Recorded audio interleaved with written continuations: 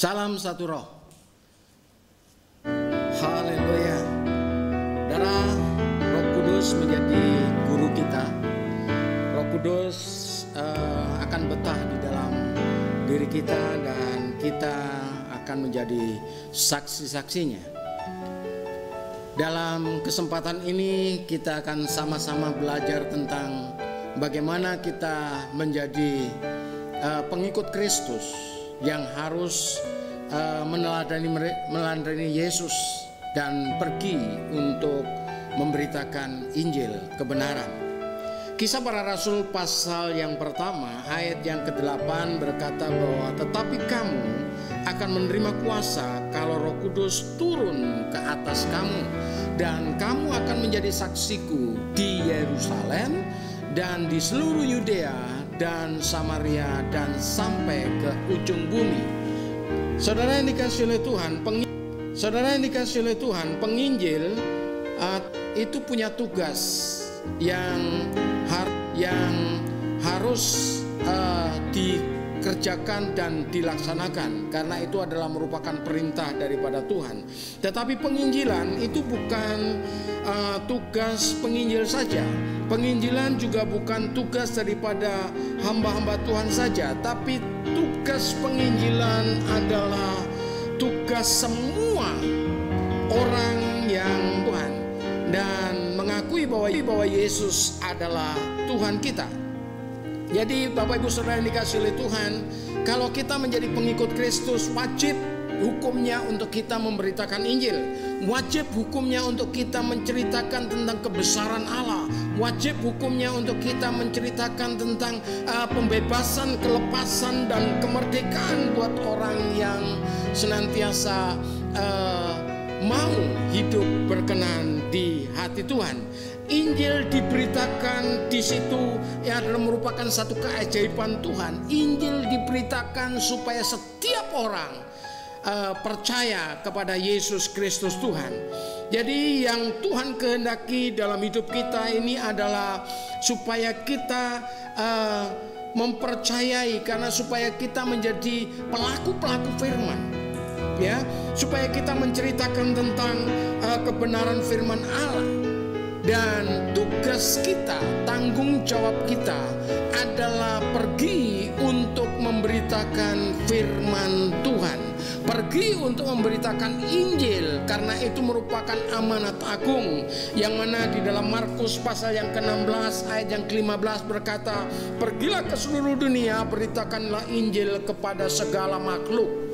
Pergilah ke seluruh dunia, beritakanlah Injil kepada seluruh makhluk. Artinya bahwa segala makhluk, artinya bahwa Injil ini harus diberitakan kepada setiap orang, supaya orang menjadi baik, supaya orang mendapatkan keselamatan, supaya orang mendapatkan anugerah. Matius pasal 28 yang menjadi amanat agung Yesus dikatakan, karena itu pergilah, jadikanlah semua bangsa muridku dan baptiskanlah mereka di dalam nama Bapa, Putra, Anak Putra dan Roh Kudus. Dan ajarlah mereka melakukan segala sesuatu yang telah kuperintahkan kepadamu, dan ketahuilah aku menyertai kamu senantiasa sampai pada akhir zaman. Bapak Ibu Saudara yang dikasihi oleh Tuhan, apa yang Yesus kerjakan di dalam dunia ini, apa yang Yesus lakukan di dalam dunia ini, yang dia lakukan adalah menghapuskan dosa. Karena dosa itu memisahkan antara Allah dengan manusia, menghapuskan manusia dari setiap dosa melalui apa? Pengorbanannya di atas kayu salib. Yesaya pasal 59 ayat 2 dikatakan bahwa tetapi yang merupakan pemisah antara kamu dan Allah ialah segala kejahatanmu. Yang memisahkan antara engkau dengan Allah adalah dosamu. Yang memisahkan engkau dengan Allah adalah perilakumu yang tidak berkenan di hati Tuhan. Dan Tuhan juga melakukan suatu pekerjaan, yaitu menyelamatkan manusia. Menyelamatkan manusia, Allah berinisiatif menyelamatkan manusia dari dosa. Tuhan berinisiatif menyelamatkan manusia dari ikatan dosa. Allah berinisiatif untuk menyelamatkan manusia. Dikatakan di dalam Yohanes pasal yang ketiga ayat yang ke-16 dikatakan bahwa karena begitu besar kasih Allah akan dunia ini, sehingga Ia telah mengaruniakan anaknya yang tunggal. Hal yang luar biasa Bapak Ibu Saudara yang dikasihi oleh Tuhan. Karena kasih karunia kita mendapatkan keselamatan. Karena kasih karunia kita mendapatkan kebebasan. Karena kasih karunia kita dimerdekakan. Allah juga mendamaikan dunia dengan dirinya.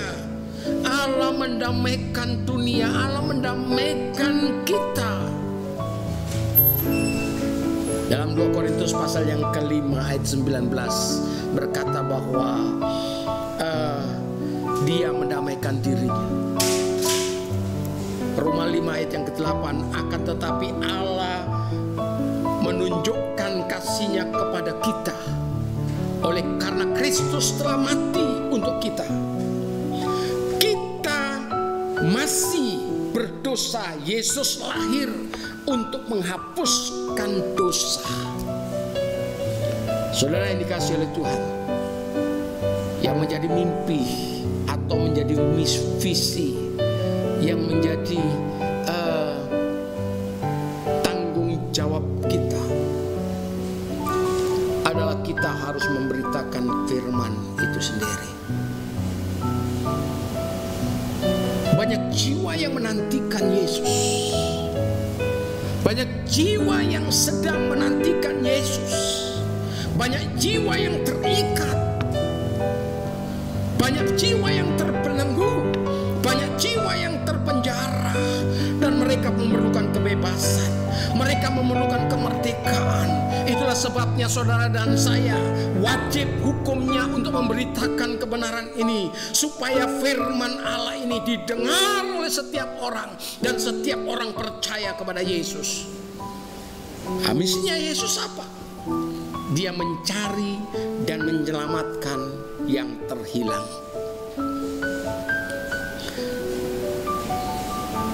Yesus mencari dan menyelamatkan yang terhilang.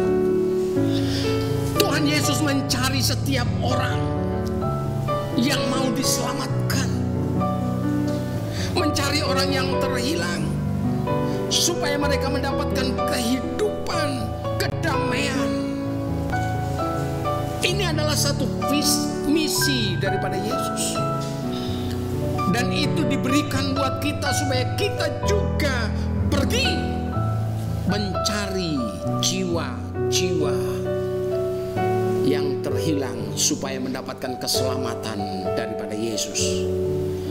Dia juga memberikan kesaksian kebenaran, menyaksikan tentang kebesaran Tuhan, menantikan tentang kasih karunia Allah kepada setiap orang. Dan Yesus juga memberikan hidup dan kelimpahan bagi setiap orang. Tuhan Yesus adalah sumber kehidupan dan kelimpahan buat saudara dan saya. Dia adalah sumber kelimpahan itu sendiri. Dia adalah sumber kehidupan itu sendiri. Makanya Bapak Ibu Saudara yang dikasihi oleh Tuhan, mari kita meneladani Yesus, agar setiap manusia tidak tinggal dalam kegelapan. Dia punya tujuan, yaitu memisahkan atau memindahkan manusia dari kegelapan kepada terang, supaya setiap orang mendapatkan anugerah kemuliaan Tuhan. Dan setiap orang yang percaya kepada Yesus, dia diselamatkan. Keselamatan itulah yang menjadikan saudara dan saya bebas dari dosa. Tetapi ingat Bapak Ibu Saudara yang dikasihi oleh Tuhan, kalau kita sudah diselamatkan bukan berarti selamat untuk selama-lamanya. Kita harus mengerjakan keselamatan itu supaya kita tidak terikat dengan dosa lagi. Kita tidak terbelenggu dengan dosa lagi, dengan perzinahan, dengan perselingkuhan, dengan pencurian, dengan pembunuhan. Tapi kita terbebas dari semuanya itu dan hidup di dalam kebenaran Allah. Banyak orang yang merasa bahwa dirinya sudah diselamatkan, tapi hidupnya sembrono, masih minum mabuk, masih hidup di dalam perzinahan, masih hidup di dalam perselingkuhan. Berhenti, hiduplah di dalam kebenaran itu sendiri. Dan carilah Tuhan. Dia juga memberitakan kabar baik bagi setiap orang, bukan memberitakan kabar burung, bukan menceritakan kabar-kabar yang tidak membangun, tapi dia menceritakan kabar baik. Yesus menceritakan kabar baik, dan kita harus meneladani Yesus supaya yang kita ceritakan adalah kabar-kabar yang menyenangkan, yang menyukakan hati Bapa, bukan kabar burung, bukan isu, bukan hoak, bukan suka menceritakan orang lain, tetapi harus menceritakan tentang kabar baik. Dikatakan di dalam Lukas pasal yang keempat ayat yang ke-18, Roh Tuhan Allah ada padaku, oleh sebab Ia telah mengurapi aku untuk menyampaikan kabar baik kepada orang-orang miskin, dan Ia telah mengutus aku. Tuhan Yesus datang menyampaikan kabar baik. Yesus datang menyampaikan kabar baik. Sekali lagi, Roh Tuhan ada padaku, oleh sebab Ia telah mengurapi aku untuk menyampaikan kabar baik kepada orang-orang miskin, dan Ia telah mengutus aku. Miskin dalam kasih karunia Allah, miskin dalam kebenaran.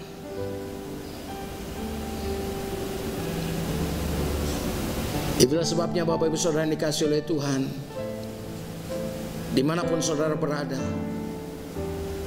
hiduplah, teladanilah Yesus, sebab Yesus adalah Tuhan dan juru selamat bagi setiap orang. Bagi engkau yang belum percaya Tuhan, bagi engkau yang masih belum percaya kepada Yesus, bagi engkau yang masih menyia-nyiakan kasih karunia Tuhan, bagi engkau yang masih terbelenggu, terikat dengan dosa-dosa, saya akan berdoa buat saudara supaya kasih karunia Tuhan turun atasmu dan memberkati engkau. Tuhan Yesus memberkatimu.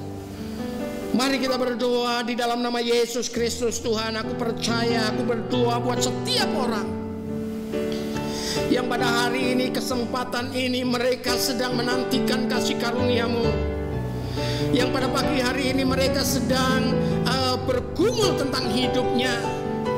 Sepanjang waktu, sepanjang hari, Tuhan, mereka sedang bergumul untuk mendapatkan kasih karunia dan keselamatan daripada Yesus.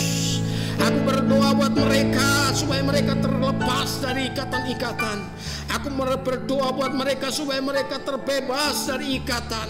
Aku berdoa supaya mereka terbebas dari belenggu di dalam nama Yesus Kristus Tuhan. Terima kasih Bapa di surga. Biarlah kasih karunia Bapa di surga, anugerah daripada Yesus Kristus menjadi bagian untuk hidupmu. Di dalam nama Yesus Kristus Tuhan. Haleluya. Amin. Puji Tuhan Bapak Ibu Saudara dikasihi oleh Tuhan. Mari terus kita belajar, kita masuk, kita mendalami kebenaran ini supaya kebenaran ini menjadi hayat hidup kita, menjadi orang yang percaya kepada Yesus. Haleluya. Tuhan Yesus memberkati kita semua.